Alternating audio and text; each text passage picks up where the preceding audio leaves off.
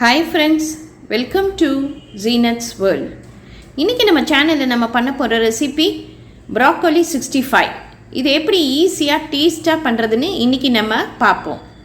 First நான் broccoli ஒரு punch எடுத்துர்க்கேன். இத நம்ம சின்னதா கட் பண்ணி சுடு தண்ணியில ஒரு 10 நிமிஷம் நம்ம நல்லா கொதிக்க விட்டுறலாம். நம்ம காலிஃப்ளவர் எப்படி கொதிக்க வைப்போமோ அதே மாதிரியே இந்த broccoliயும் நம்ம கொதிக்க வச்சிரலாம். 10 நிமிஷம் கழிச்சு இதை ஆஃப் பண்ணிவிட்டு தண்ணி இல்லாமல் நம்ம தனியாக எடுத்து வச்சுருவோம். இப்போ நம்ம இதில் மசாலா போட்டு பரட்ட போகிறோம். அதில் 1 ஸ்பூன் மிளகாய்த்தூள், 1/2 ஸ்பூன் மஞ்சத்தூள், 1 ஸ்பூன் மல்லித்தூள், 1/2 ஸ்பூன் சீரகத்தூள், கார்ன்ஃப்ளவர் மாவு 2 ஸ்பூன் போட்டுக்கோங்க. அப்போ தான் நல்லா கிறிஸ்பியாக இருக்கும். அரிசி மாவு 1 ஸ்பூன், மைதா 1 ஸ்பூன், இஞ்சி பூண்டு பேஸ்ட் 1 ஸ்பூன், உப்பு தேவையான அளவு,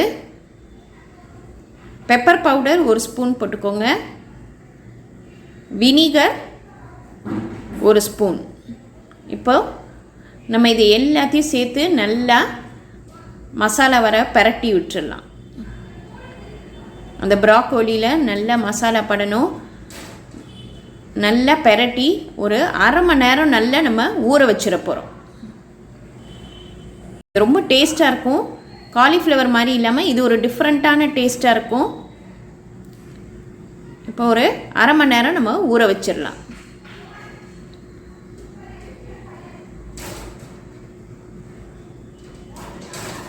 இப்போ நல்லா ஊறி வந்துருச்சு. இப்போ நம்ம இதை ஃப்ரை பண்ணி எடுத்துருவோம். நான் இங்கே கடாயில் எண்ணெய் ஊற்றி வச்சுருக்கேன். எண்ணெய் நல்லா காஞ்ச ஒன்று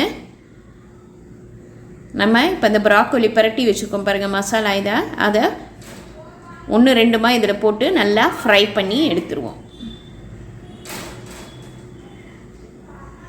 நல்லா கிறிஸ்பியாக வரும். ரொம்ப டேஸ்ட்டாக இருக்கும்.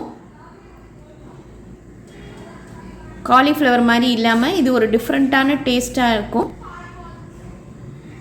இந்த broccoli 65 கண்டிப்பாக பண்ணி பாருங்கள். உங்கள் பசங்களுக்கெல்லாம் ரொம்ப பிடிக்கும். இது உடம்புக்கு அவ்வளோ நல்லது. வாரம் ஒரு 2 தடவையாச்சும் நம்ம இந்த broccoli நம்ம சாப்பாட்டில் எடுத்துக்கணும். இதில் ஃபைபர் நிறையா இருக்குது. கான்ஸ்டிபேஷனுக்கு இந்த broccoli ரொம்ப நல்லது.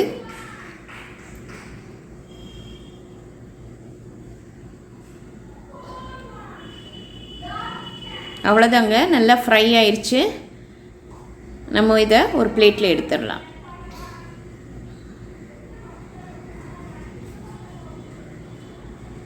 நம்ம நிறைய போடாமல் கொஞ்சமாக ஒரு 4-5 போட்டு எடுத்துடலாம்.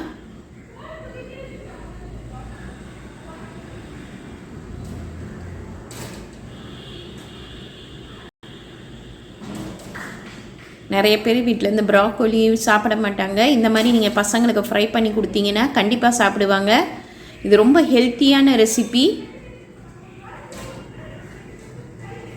5 to 10 மினிட்ஸ்க்குள்ளே நம்ம இந்த ப்ராக்கோலி 65 பண்ணி முடிச்சிடலாம். தயிர் சாதத்துக்கு, சாம்பார் சாதத்துக்குலாம் ரொம்ப டேஸ்ட்டாக இருக்கும்.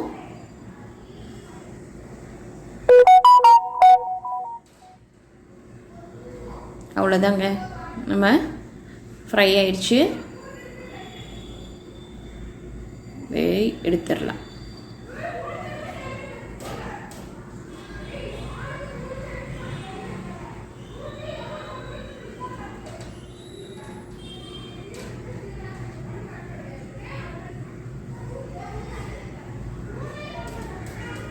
இது ரொம்ப ஈஸியான ரெசிபிங்க.